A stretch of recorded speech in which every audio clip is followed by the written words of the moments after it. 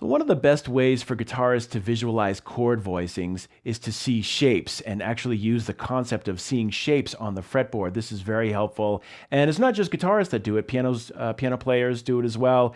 And it can really help you, navigate through the chord changes that you might see in a jazz standard. So for now, don't worry about the theory. Don't worry about trying to analyze every note. Just memorize these shapes.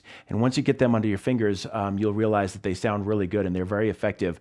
So in this first concept, this is a system that I call ladders and T-shapes. And what I mean by that is if we're staying in one position, and this is all, the first form that we're going to do major is all based around this first, bar chord that we probably learned when we first started playing guitar. So it's going to be in that position, and for each string set, we're going to have two little voicings that go up the strings that kind of look like a little ladder. So if you imagine a ladder held up to your fretboard, there's going to be, little rungs here, and then when we get to the top string set, we've got a little T on top. So from where I'm looking at with the guitar, you're kind of seeing an upside down T. That's what I'm visualizing in terms of the shapes. And you'll get a better understanding as we play through this. So let's take a look at example 1.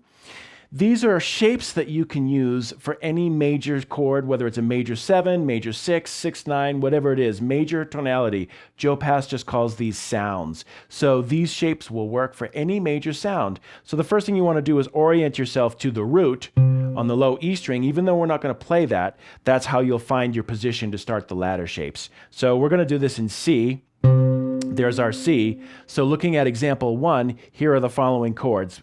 We're going to move up the ladder. Now the T shape.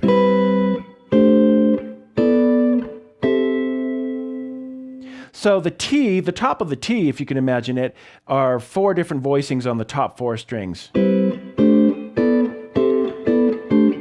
that gives you quite a bit of leverage to just move around a little bit. And then if you want to move back down, move those voicings back down, then you can just slip back into the ladder shape. So that would be, on the D, G, B string set. And then that would be your lowest voicing. And again, if you look at example 2, here's your major scale reference point. I think we all know this scale, and this can be very helpful to set you up to start to visualize these ladder shapes. So just playing through example 2, here's the major scale.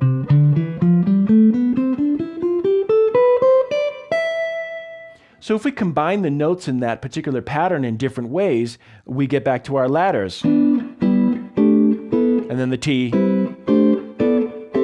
Those are all coming out of that basic major scale pattern.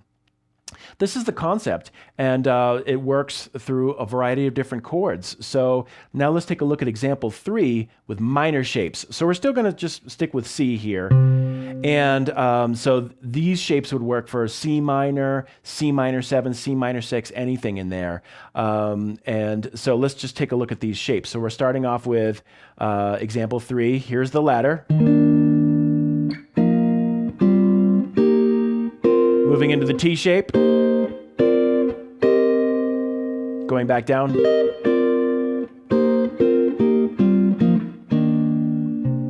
And this is coming out of example 4, which is a minor, or in particular, a Dorian scale reference. And of course, we all know the minor pentatonic scale, this basic shape. So a lot of these ladders are coming right out of that position. So that's a good way to visualize and orient yourself as you're learning these shapes. So we've got, a lot of these are just basically if you stacked the notes of a minor pentatonic scale, you'd get that sound. And it works really great in any minor 7 context. Looking down at example 5, now we have dominant shapes. So let's start with our ladder. Here's a C7. Moving into the T. And those same chords in example 5 backwards.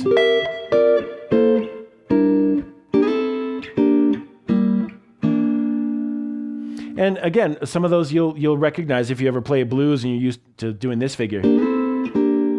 That kind of a thing. It's all in there. So you'll find some of these shapes to be very familiar. And in example 6, this gives you your scale reference, which is coming out of a dominant scale or a Mixolydian mode.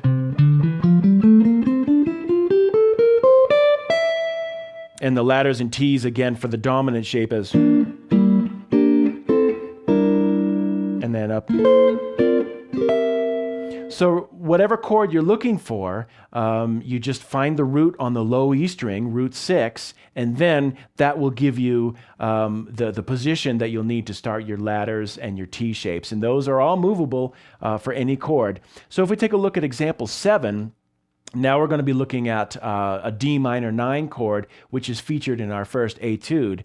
And what we're going to do is basically mix major and minor shapes. So this is a really cool formula you can get into. If you have a minor chord, say D minor 7, not only can you use the D minor shapes that we just explored, the D minor ladders and T shapes, but you can also use major shapes down a whole step. So if the chord that we're working with is D minor 7, we can use C major ladder and T shapes as well as D minor ladder and T shapes. So that gives you a lot of chords to choose from for some variety. So, you know, if the chord, you just imagine a D minor, you'll hear it on the track in the etude, but basically we're going to mix it looking at example 7. That's coming out of the C major ladder, D minor ladder, and then C major ladder, D minor ladder, and then on the top 4, we're mixing the T shapes.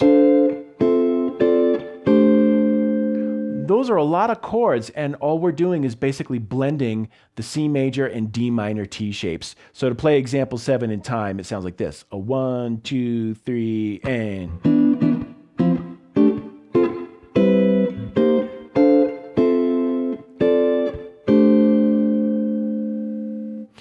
And then finally, you can also add some chromatic flavor by just throwing in some half-step moves. So think about your template, right? If we're in D minor, so here's our ladder, and then the T's on top.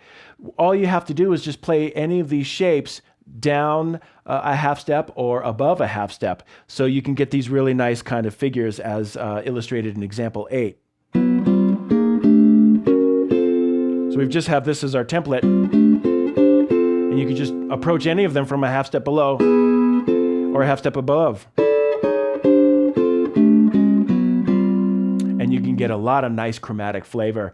So you can see once you orient yourself with the root 6 note, then all of a sudden you'll start to visualize these ladder shapes and T patterns, and you can add in some chromatic flavor if you like. If you can mix and match major and minor shapes over minor chords and have a lot of fun with these. So be sure to check those out in good detail.